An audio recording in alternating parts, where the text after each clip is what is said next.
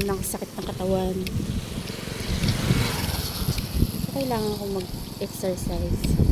Yung walking lang enough na exercise natin yun sa araw-araw. 1,000 steps lang, okay na, diba? So, lalo na sa akin na kaka-opera ko pa lang sa ovary.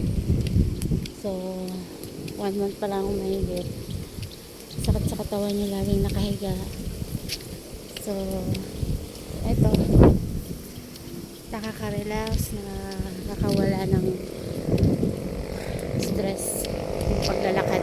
Lalo pag ganito yung nilalakaran mo. Ayan o.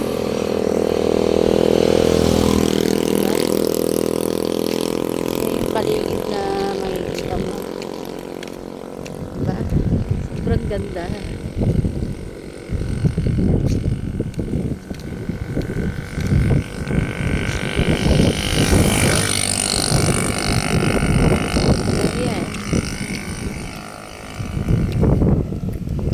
Yan ang aking